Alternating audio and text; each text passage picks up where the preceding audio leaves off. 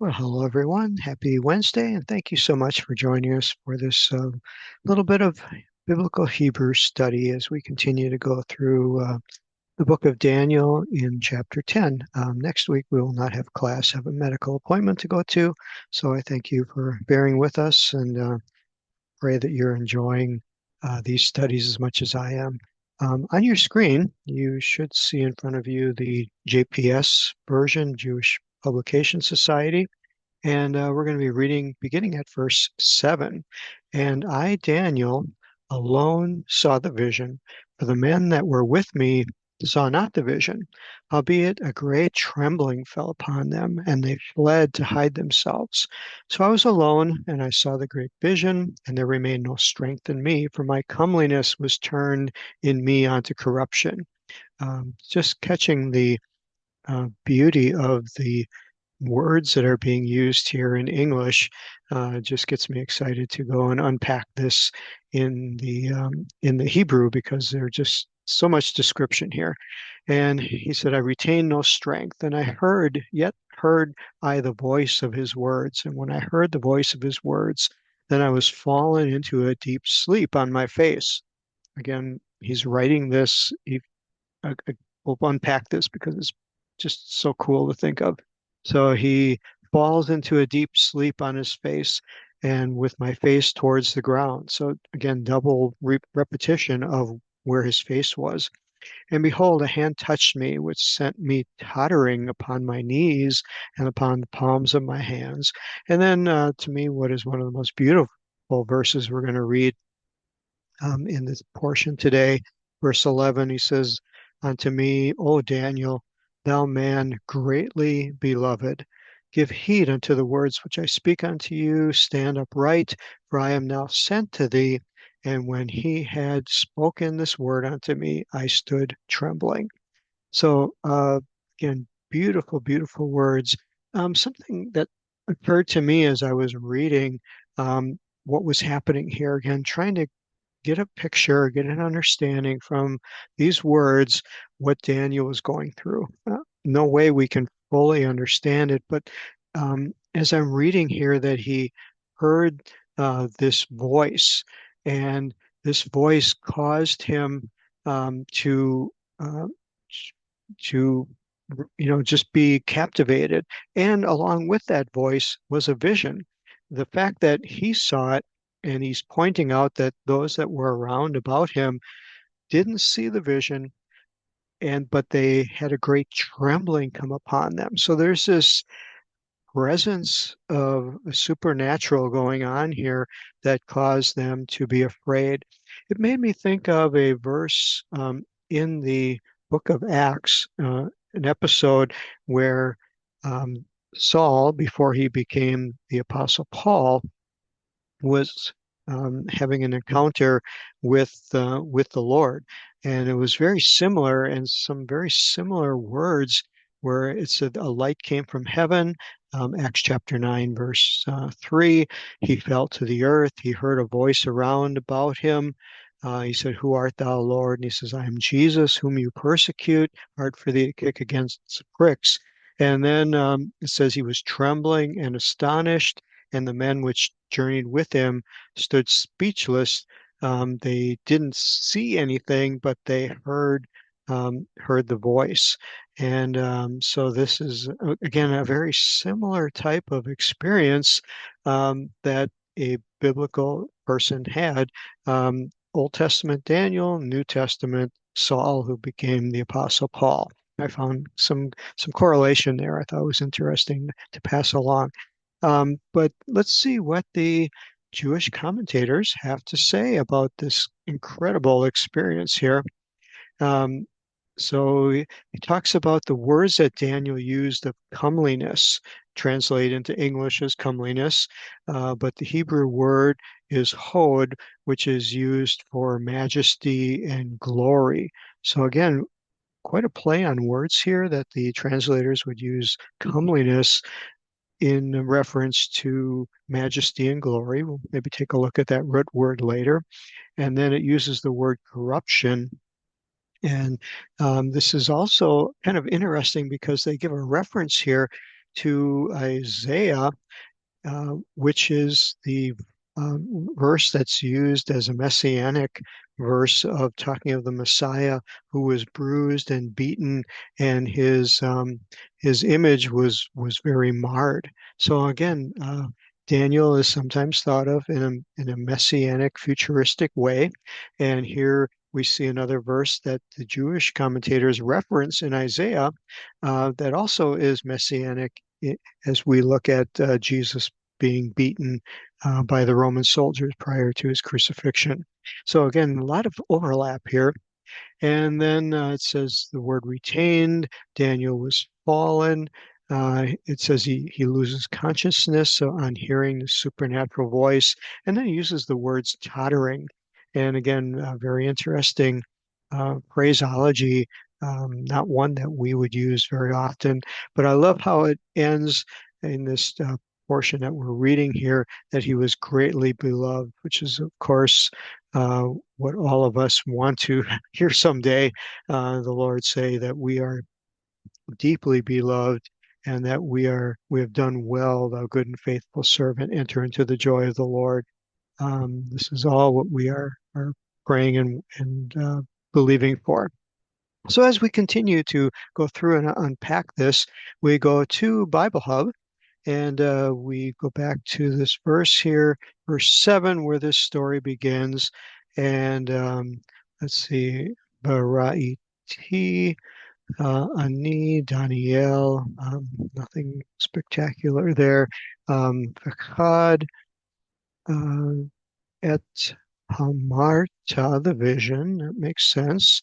Ve'a Anashim, and the men, Asher Hayu, that were with me, and then Emi, Lo Ra'u, did not see, Hamarat, the vision, um, uh, a Val, but a terror. And what's interesting here is this accent marks that are above the Hebrew words as I'm learning about them. Um, this one is a rabia shaped like a little diamond, and it has such a sound to it that it makes a pause. That if they were reading this in synagogue, they would get to this word aval, and even though it just means but in translated, but in English, with this rabia, it would be chanted aval, and it would stop you if you were listening to the cantor chanting this. There would be a pause here. And so why did the Jewish sages find it necessary to put this revia, this cantillation mark that made such a pause? So let's take a look at this word aval. It's translated as but, indeed, nevertheless, verily, truly, quite a few that are going on here. Um, it comes through an idea of negating, of making you stop and think that something was going to change, that there was a point about to be made. It says that it has a asseverative force behind it, and so it's meaning to get your attention and make you think about what's coming up. And in English, the word but, okay, sometimes it can do that, but in Hebrew, they wanted to make sure that you knew a change was coming, that there was this pause caused by this accent that would make you stop and think about the next verse, next word that was coming.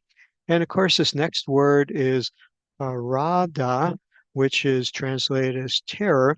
It also has an accent point beneath it also, which takes you to another sound of a, um, let's see, a da, just another change. So here with the ava, da, so you're going down and you're going up. Immediately catches your attention in the midst of this sentence that the translators or the Masoretes, if you would, who put the cantillation marks here, wanted you to stop and pay attention to these two words. And so they put these quite fulfilling um, cantillation marks on it. So we look up this word for charada, which is to fear, to dread, but it's an exceeding, it's fear, it's quaking. Um, it has so much weight to it that the Daniel is overcome. And so, what was it? What kind of vision would cause such a great terror, such a great emotion to come? The next word is gadolah, which is great. Um, Naphalah, which is to fall, alehem, upon them.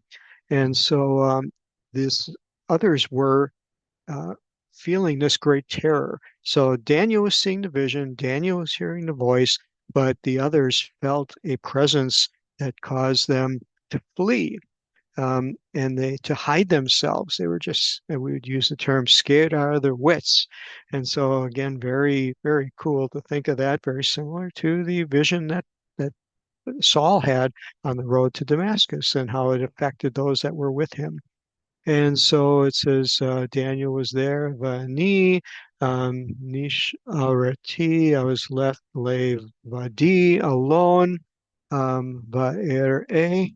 When I saw, notice that this also has this little diamond above it, above the Aleph, this Ravia again.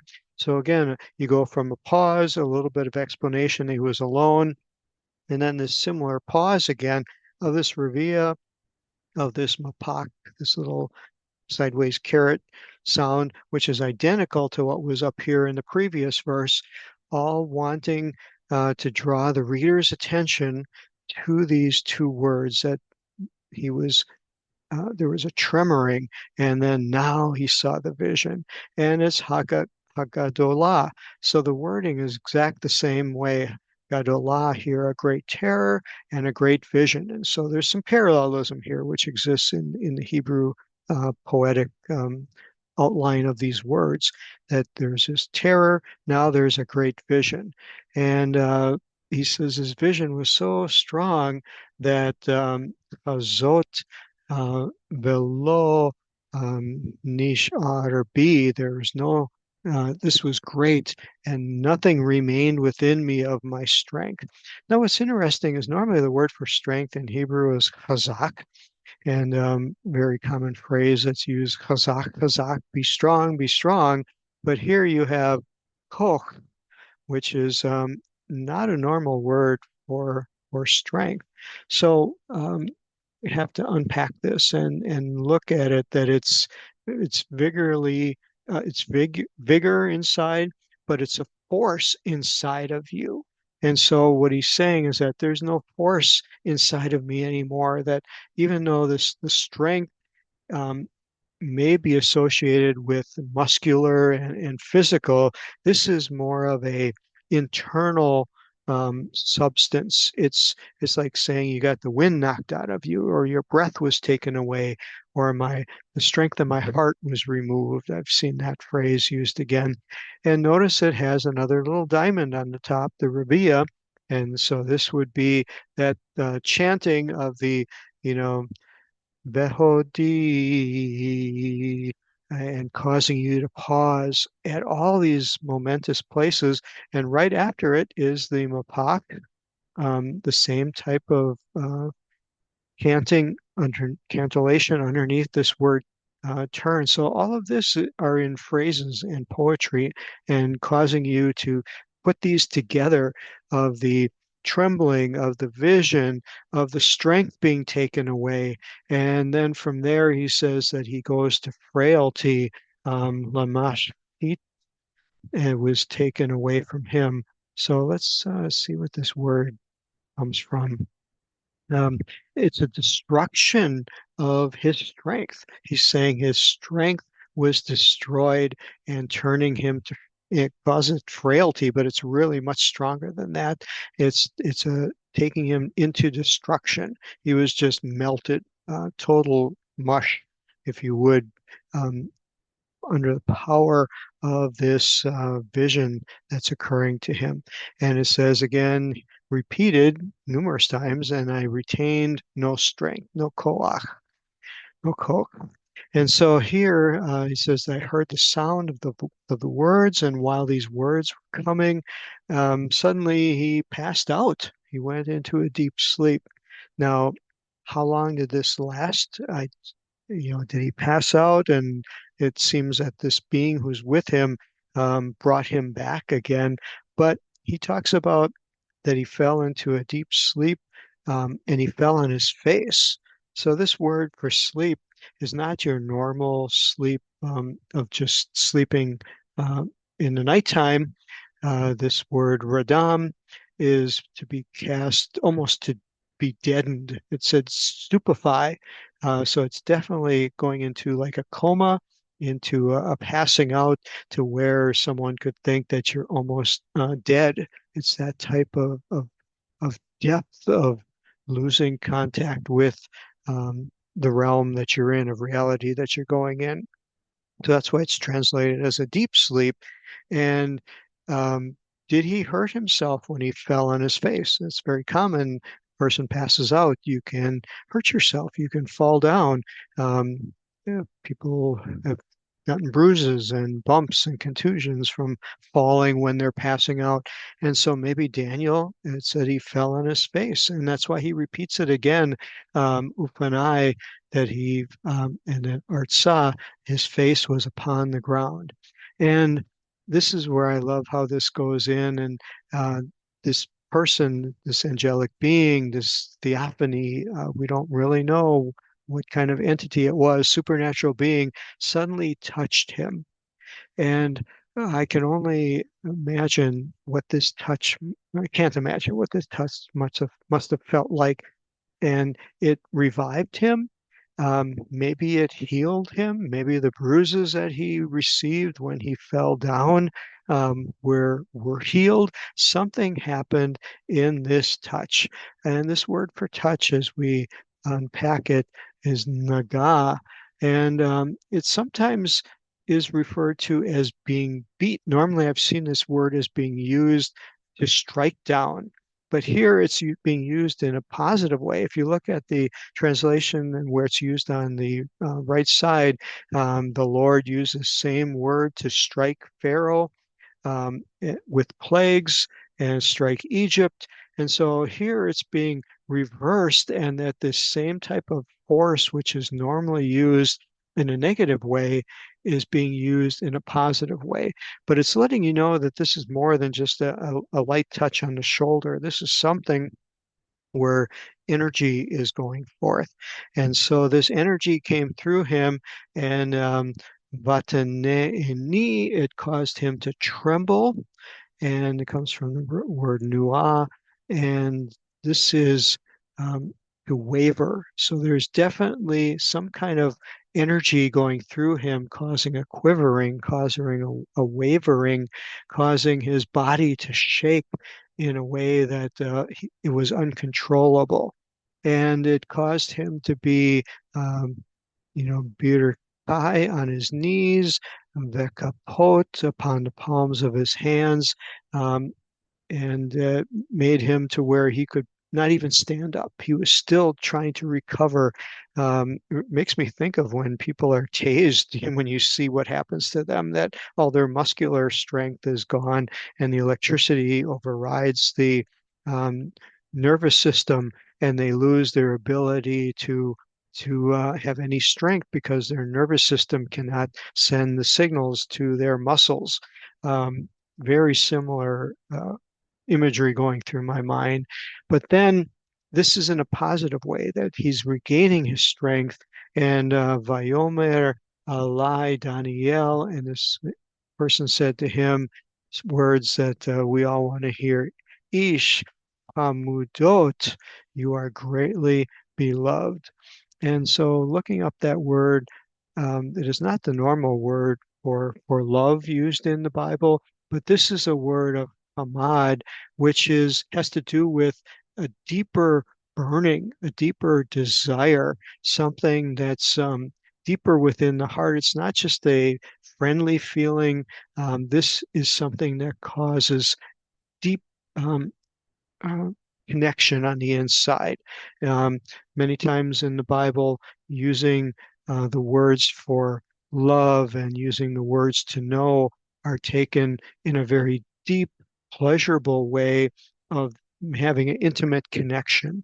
And so this is also a word, kamar. Kamad is used for um, the word for having the warming of a temperature inside of you, that your senses are aroused, your passions are aroused, your face would flush, almost like you're blushing because of such a strong pleasure, a strong feeling. And so this is going through him. It's being conveyed verbally that in God's presence, the Lord delights with Daniel's stance, with Daniel's life, and that he is greatly beloved, and that this person is here to help him understand the words of this prophecy, the words that were given to him. And so Daniel's still trembling. He's able to stand upright now, and he's going to hear these precious, precious words about the future that have caused such concerns and such insight. That Daniel's trying to figure this out, and he's going to get the interpretation of it. So we hope you enjoyed this lesson today. I know we went through a lot of verses, and I encourage you to go back and maybe reread and study some of the words that we might have glossed over today. But next time we meet in 2 weeks is when we're going to unpack this incredible vision that Daniel's been given. So hope you're enjoying this. God bless all of you, and look forward to seeing you next time. Bye bye.